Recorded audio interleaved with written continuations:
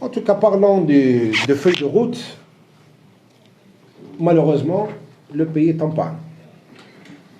Et on ne voit ni feuille de route, ni travail concret qui rend espoir aux Algériens. La feuille كاينة, la route ما كانش.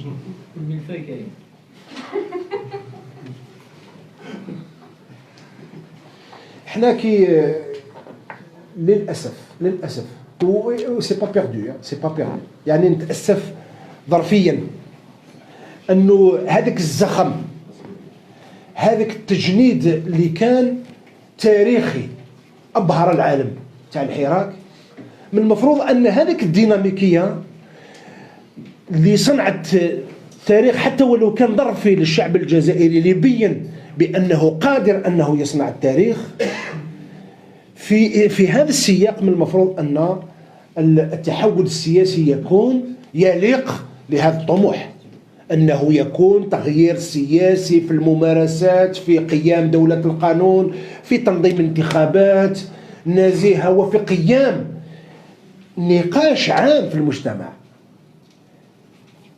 بغير الدول الديكتاتورية لم أرى دولة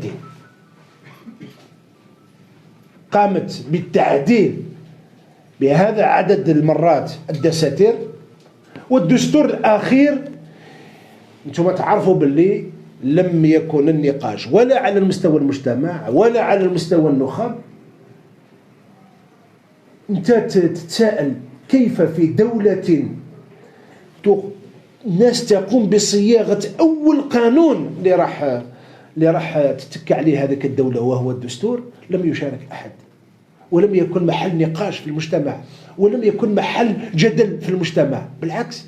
والدليل أنه الدستور خلانا في وضعية لا يفسرها الدستور وحده، بل نفسرها سياسيا، أن الجزائر راهي معطلة سياسيا، الجزائر معطلة، والسبيل الوحيد هو الخروج نهائيا من سياسة الأكاذيب، من سياسة الترقيع، والقبول بوجود إرادة شعب، بوجود شعب وبوجود إرادة شعب، وهذا الشعب خرج بالملايين بأغلبية الجزائريين. حتى يعني نحترموا الأقلية التي قد شاركت في الانتخابات الرئاسية، الأقلية التي شاركت في التعديل الدستوري أو في الاستفتاء الدستوري، ولكن أغلبية الناس وهي ملايين لم تشارك في الانتخابات الرئاسية،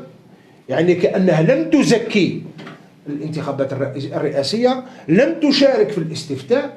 إذن هذه الأغلبية هي التي يجب أن نجد لها فضاء ونسمع لها ونذهب مباشرة إلى تغيير سياسي سلمي. والدليل أنه الجزائريين قدموا ضمانتين deux garanties que ce peuple a donné et ne cédera jamais sur ces deux garanties. La première, le caractère pacifique. La deuxième, c'est l'unité du peuple et l'unité du pays. Où est-ce que vous allez trouver? C'est-à-dire que les garanties sont là, il suffit juste d'aller de l'avant, d'avoir le courage, de se dire que je suis dépassé par le temps, je suis dépassé par les espoirs d'un peuple qui est quand je vois se passer dans le monde, dans des pays, des débats sur l'économie solidaire, l'énergie renouvelable, les recherches atomiques, les questions qui relèvent du climat. Et nous, on est encore en train de parler de وجبات غذاء سخونة للتلاميذ في المدارس.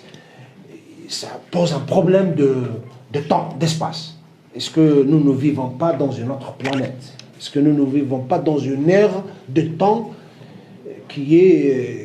qu'on n'arrive pas à situer dans l'espace et dans le temps? Donc, je pense que les Algériens, ils ont été sereins, ils ont été responsables, ils ont été pacifiques, ils ont été démocratiques. On a vu un Hiraj qui a été une équation qui a regroupé toutes les équations des gens. Le Hiraj qui a posé des règles du jeu qui sont simples, travaillant ensemble dans un cadre unitaire, d'une manière pacifique, pour construire un état de droit, consacrer la justice indépendante, mettant en place un mécanisme démocratique, ونتنافسوا في الأفكار. هذا هو l'esprit général de ce Hiraj. Et dans tout ça, il y a des gens qui viennent avec des coups de force, organiser des élections, imposer une représentation politique et sociale à travers un faux dialogue, de fausses élections et pour de fausses solutions, c'est clair. Donc, nécessité de se sortir de ce piège.